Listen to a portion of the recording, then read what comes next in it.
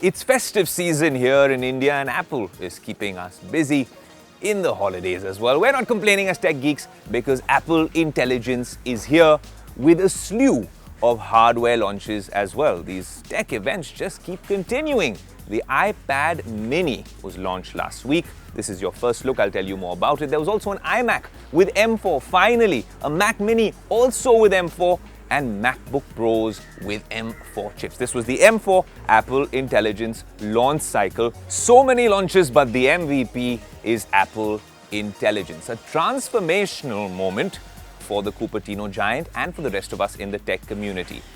Apple Intelligence was initially showcased at WWDC, where we were there, and then again we were there in Cupertino at Apple's iPhone launch event, where we saw the proof of the pudding, right? Now, Apple Intelligence had a lot of promise, but it was uncommon, a little different for Apple to not ship it in September with their latest iPhone. So we waited, and it's finally here on iOS 18.1. There's a bunch of new hardware, which we'll tell you about, but all of this hardware has been built keeping Apple Intelligence in mind.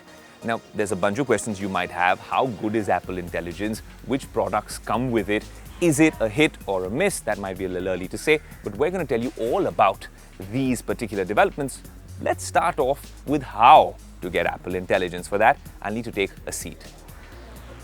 Let me have a seat. Brace yourselves with me to understand what Apple Intelligence is all about. I have with me the iPhone 16 Pro Max and the iPad mini, both built from the ground up, the new devices with Apple Intelligence. Now, how do you get this feature? Make sure that you're updated to the latest iOS 18.1. Then you need to change your device region as well as language to US English, because that's the only language that's currently supported on Apple Intelligence. There's a wait list, you need to join it, and then give it some time until your device downloads Apple Intelligence. What's new? Is it really worth it?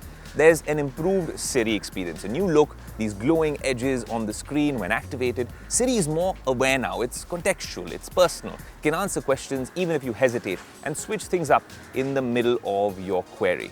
There's also writing tools, proofreading, summarizing and refining your text. Select the text and then you can choose styles like friendly, professional, concise. If you want to send this to your boss or you want to send it to your partner, you can now decide that all within the text tools on your notes or in your messages with Apple Intelligence on iOS 18.1. There's an all-new Photos app. Not the look really that's changed, but we get new tools in Photos, smarter search capabilities, and a cleanup tool to remove unwanted elements from images. This works even better than Android. You can also create short movies from these photos with ease. There's notification summaries. Apple Intelligence can condense multiple notifications into a single summary. So it's easier for you to catch up on messages and alerts you may have missed. You can group what sort of social ones you want, which ones you want elaborated, all within this particular iOS. But there's a catch. It doesn't work on all Apple devices. You need supported devices starting from the iPhone 15 Pro and Pro Max. Even the standard iPhone 15 doesn't work. iPads with the M series chip or the brand new iPad mini, which only came out last week, or you need the new iPhone 16. Now, this iPad mini is something I want to talk about because this is built for Apple Intelligence. The tiniest iPad from Apple has gotten a lot better. Let me give you my hot take. The new iPad mini, built for Apple Intelligence, actually the most affordable way for you to access Apple Intelligence if you're purchasing a new device. Like I said, built from the ground up for Apple Intelligence. It's the tiniest iPad from Apple. The same form factor as the previous iPad mini from 2021, but it was an upgrade which was long overdue because it's been 3 years. Now it has an A17 Pro for Apple Intelligence. Now, what about the other changes? There's more storage in the base version, 128 GB up from 64 GB, and it comes with support for the new Apple Pencil Pro. There's an 8.3-inch Retina display, which I think is fairly decent in terms of the price you are paying for this form factor.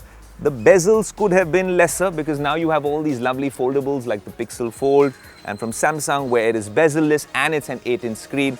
I wish the bezels were a little slimmer over here, but otherwise it is amazing to hold. It's the sort of right form factor you want, and there's a difference from the foldables because if you're watching content on this, it's largely going to cover most of the screen as opposed to the boxy, squarey foldables. So that's where the iPad mini still has a very strong use case. Now inside there's an A17 Pro chip which is making all the magic happen. 5G support of course on cellular models.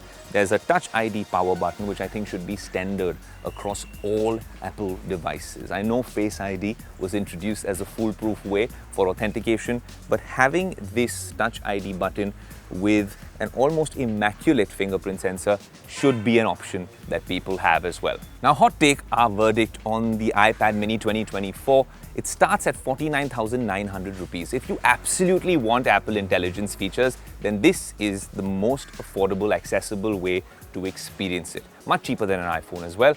Now, if you're just using this to read books or watch content, and if you want to save some bucks, you could just buy last year's iPad mini, no Apple Intelligence. And again, if you don't want that, you could just go for the base iPad, which is just 30,000 rupees, money saved there. But that said, this is an incredibly powerful package with A17 Pro and those AI features.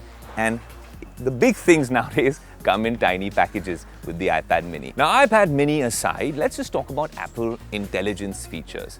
With this update, there's no ChatGPT integration yet, no image playground, no Genmoji, all the things that we've been waiting for. All of that will come later, maybe with iOS and iPadOS 18.2 in a few months from now. Now, iPad mini aside, Apple Intelligence-wise, Apple announced a bunch of new hardware this week as well. Let's sum it all up for you if you're on the market for a new device. Mac minis are here.